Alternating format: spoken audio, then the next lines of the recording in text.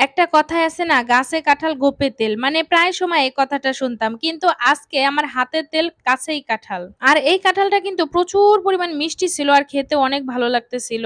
আমি রান্না করতেছিলাম, এইদিকে সারার বাবা দেখি একটা কাঁঠাল নিয়ে আসছে আর কিছু আম নিয়ে আসছে। আর বৃষ্টির দিন অফিস থেকে আসতেও আমারও একটু লেট হয়ে গেছে, এসে আমি রান্না বাড়াটা আগে করে নিই। আর আমার আসার পরে আবার সারার বাবা আসে। দেখা যায় এদিকে আমার রান্না বাড়াটা কমপ্লিট হয়ে গেছে, তারপর উনি চলে আসে। আমার রান্নাটা যখনই শেষের দিকে তখন আবার দেখি সারার বাবা বাসায় ফিরছে, কিছু আম নিয়ে আসছে আর হলো একটা কাঁঠাল নিয়ে আসছে। কাঁঠালটা অবশ্য একটু ছোট, ছোট দেখে কাঁঠাল আনলে ভালো হয়, কারণ বাসায় একবারে সবাই মিলে খেতে পারলেই ভালো, পরবর্তী সময় যে রেখে দেবো তারপর আর খাওয়া হয় না। আমগুলি অনেক আগে কিনে রেখে দিয়েছিল অফিসে, পলিথিনের ভিতরে আমগুলি ঘেমে গেছে বিদায় একটা পেপারস বিছিয়ে ভাবলাম যে আমগুলি একটু ঢেলে রেখে দেই।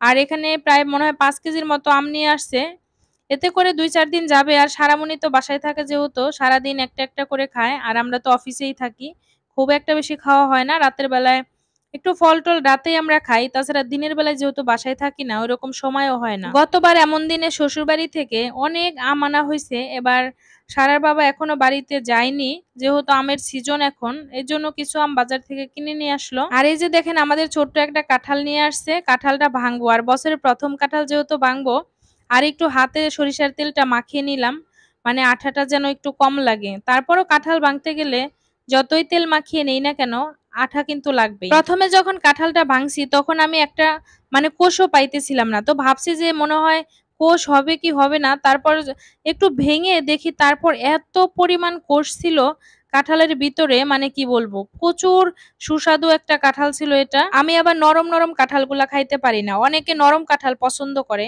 তবে আমি সবসময় একটু শক্ত শক্ত টাইপের কাঁঠালগুলি খেতে খুবই পছন্দ করি।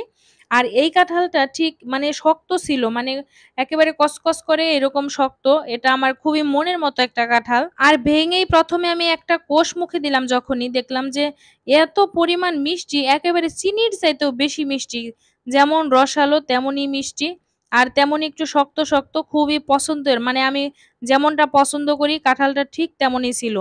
কাঁঠালটা ছোট হলেও আমরা কিন্তু পরিবারের সবাই মিলে একেবারে খেয়ে এটারে শেষ করছি, কারণ কাঁঠাল ভেঙে যদি রেখে দেই পরবর্তী সময়ে আর খাওয়া হয় না। সবচেয়ে ভালো হয় এরকম ছোট কাঁঠালগুলি পেলে আমাদের ভালো হয়, একেবারে একটা কাঁঠাল ধরবো সবাই মিলে খেয়ে শেষ করে দিব।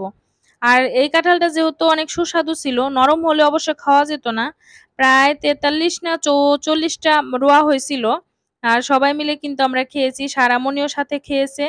আর সারামণি তো ছোট মানুষ, 2 থেকে 3 রোয়া খেলেই বলে যে পেট ভরে গেছে, আর খেতে পারবো না। এদিকে উড়াধুরা করে আমি খাচ্ছি, যেহেতু অনেক মজা লাগতেছে খেতে। যাই হোক, আমার ভিডিওটি যদি ভালো লাগে অবশ্যই লাইক কমেন্ট শেয়ার করে পাশেই থাকবেন। আল্লাহ হাফেজ।